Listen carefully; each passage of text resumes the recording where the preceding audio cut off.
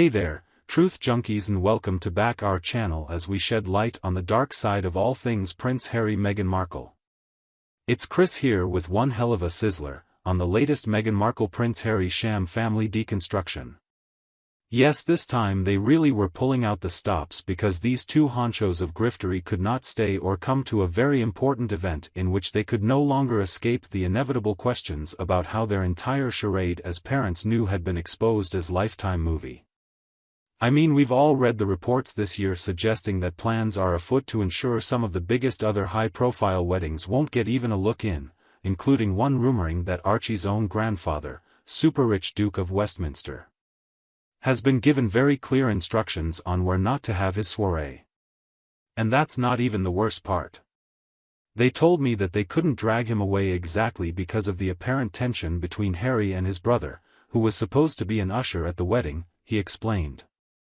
How deliciously convenient. Or, before we go ahead and grab this bull by the horns, let's be real for a second. If Meghan and Harry truly were as committed to family and tradition above else, then why would they choose, much less be allowed by the Queen, to miss what is meant to be a personal milestone for their so-called godchild? And not the first time either, when he and his relationship avoided few worthy sketchy reasons to miss some life-defining family events. Exactly.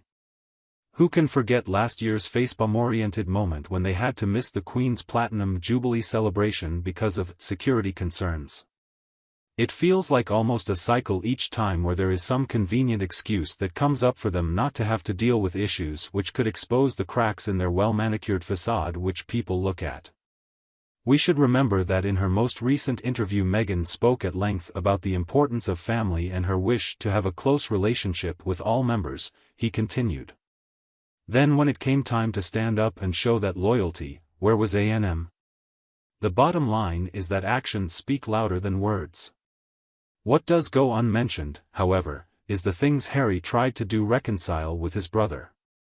Avoiding a major event like this is only going to add more fodder for the rumor mill that things aren't fully mended between them. Really, in any sort of stance to want to make reparations, show that they're for family itself? Too bad the wedding wasn't more of an opportunity to do so. Without escaping from tension, they would prefer to remain in it. Perhaps, I am too idealistic about America. It's almost as if they'd prefer to be the victims rather than truly address the underlying problems. But, as it happened for the couple so often, Meghan and Harry opted to present themselves as staunch champions of mental health, which is one price one pays for transparency in conflict resolution. The way behavior like the above runs now only identifies these people as being not what they preach openness in a cure for, but rather as exactly those things, problems that are intimidated by reality and fear to speak up about it. In all honesty, ditching this wedding is just yet one more real-life example of the way they're not willing to do that hard work on everyday living and completely screw it up. This latest snub is pretty small when you consider the massive scale of things, but it speaks volumes about what their really priorities are. Is it really about being family and tradition, or is it more of a facade to maintain appearances with their brand?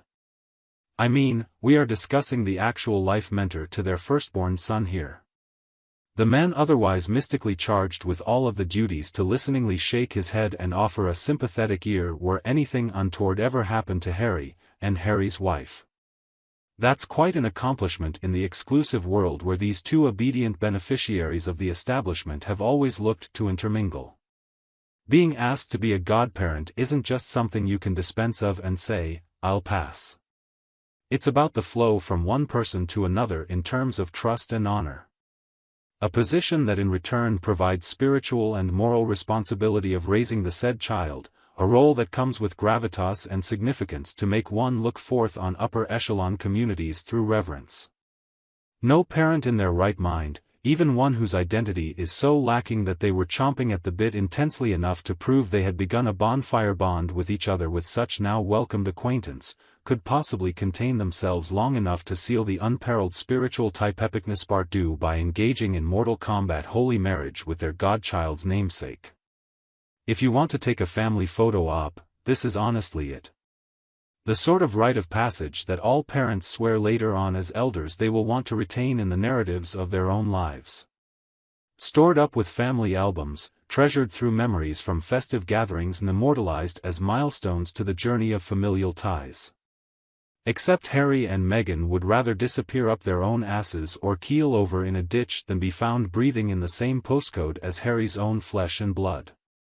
A picture's worth 1,000 words. What they don't show is more telling than anything that has transpired these past several weeks in the ongoing theatrical production that is the Duke and Duchess of Fucknut's life behind closed doors these days. There's so much that is simply, completely, missing, in the woman who claims to be Our Lady of Peace. It doesn't just raise eyebrows, it raises questions about what drags lurk beneath and unhealed wounds fester there, rotting them through their very image beyond all repair. Because, by now we all know the real reason these two are skipping out on this wedding. And it has nothing to do with their barely frosty relations with the Prince of Bald Bullies. We also know that the Sussexes are deathly afraid those lies about every inch, right down to the two kids, will be exposed at them. I mean, come on. Well, if Harry and Meghan did indeed have two lively, perfectly healthy little kitties to take care of, and kindly note that the ethically noble pair keeps bellowing as much, do you think they would miss a glorious moment to present these extra-fertile multiracial geniuses in front of photographers during some fancy high society happening? It was precisely the type of occasion when, if it had happened to gain literal momentum, both would have seized upon it as an opportunity to plasticize their mythological nuclear unit, and fend off naysayers.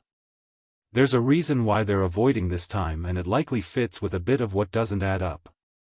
A public event where children are nowhere to be seen underscore the ever-increasing dissonance between the world Harry and Meghan say they want, in their words of late, true evidence of what lies beneath hidden.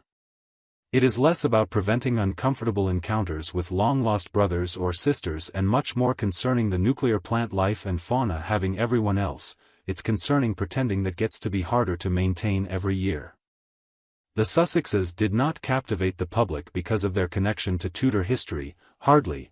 They caught people's interest partly because what was preached and what was practiced stood in such stark opposition.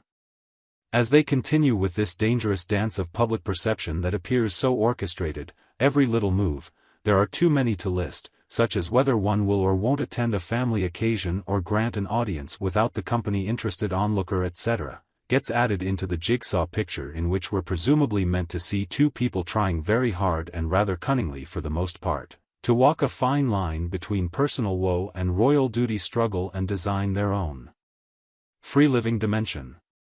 In reality, of course, their non-appearance is more telling than anything that they ever could say, overshadowing words like these, the ideals which one might assume were thought most highly of, but which merely draws attention to what untruths must lie behind an illusion so diligently managed. Whenever they make this popular spectacle, can't you just see the waiting paparazzi being pre-warned to get their lens focused right on a beaming unmuzzled mommy and daddy as the proud parents of these precious prince and princess step out?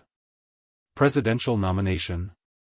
Obama would be so much of a player that his brand endorsement deals, Oprah hagiographies, very nearly write themselves. But public appearances are not ideal, as that would risk earnestly curious members of the great unwashed sniffing down her arches and asking difficult questions around Meghan's clearly farcical re-arrival onto Planet Parent to date. Question, why, oh why does a toddler who isn't even talking in real life, even though we've been told he can say, Mama, we haven't heard that with our own ears for months now, and sure as hell shouldn't be speaking yet on television, still look and feel like the same cast of character from those completely insane 2020 videos when Meghan presented him to us like a magical baby prop? The public has taken note of these anomalies, and their suspicions have grown.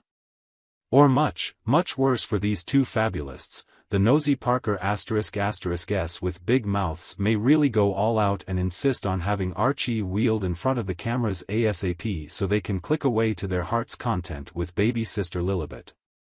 After the Duchess of D-List's insane woodland pregnancy shoot, both these kids have been so armor-plated against human glances that just the mention of outside for a walk probably sends her into pure terror. Meghan has been almost surgically so about how little actual proof she's allowed out there of her children, says the insider, and that approach only serves to create more speculation and rumors. So, instead of releasing some lovely new images that suggest the kids are all growing up together as a threesome should, she drags out those same candid portrait photos of Archie's infancy over and over again, then plunks old Megs in frame with them to drop those cliché platitudes about how her children are the youthful, woke visage of the royal family or any other new age **T she pins onto their infant brilliance. It's a story, crafted with seeming precision to present an image of the modern royal family, one that quickly dissolves into nothing upon even the most cursory examination. Novi, you can't present that brood of tots to the public in an uncontrolled way like a wedding. She's using this opportunity as the perfect chance to screw up her daintily crafted illusion so cold-bloodedly made. It is that high to the extent should one blunder now, everything can collapse on itself. That's why every public outing is meticulously managed and every photograph carefully considered. Maintain the appearance of that picture-perfect family, at any cost, even if it involves hiding those real children somewhere out of sight. So the public Meghan is a facade, a gauzy veil of domestic heterodox life lived behind much more complicated, deeply hidden closed doors, and maybe even zealously safeguarded ones.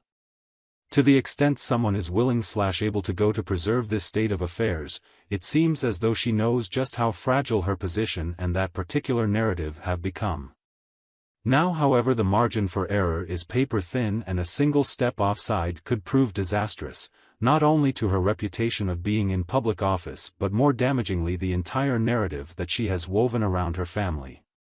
The question is, only how long will these illusions be able to sustain the illusion?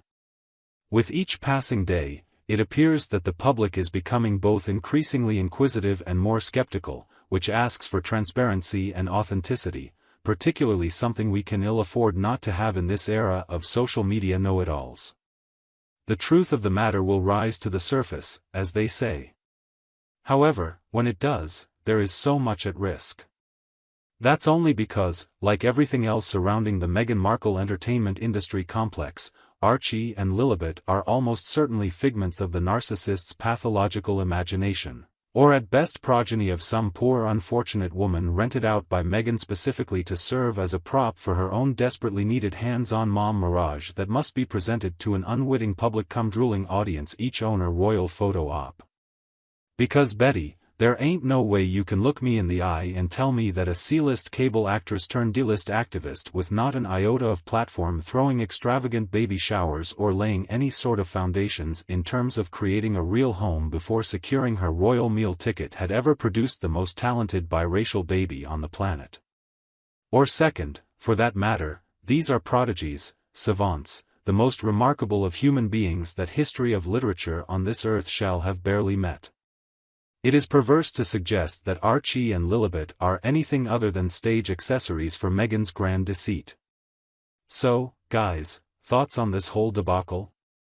Guys, it's like a telenovela. Meghan Markle's life is nothing but dramas and so many controversies, and there seems to be no stop of this anywhere. You're ventured to guess only fairly widespread allegations are those rumors of her children, or is this a completely nonsensical conspiracy theory? Please comment your thoughts below or feel free to reach out to me directly. But before that, we have got you all updated with the latest and interesting updates of the royal family's biggest show. YouTube shockers and scorchers, keep following up with me. And don't forget to comment, like and share it with all your friends. Subscribe my channel for more exclusive videos. Bye for now. Well, thank you so much for tuning in at the moment. I'll see you soon with a little bit more news from our royals. In the meantime, be on the lookout for more royal drama as this situation continues to unfold and scratch your head.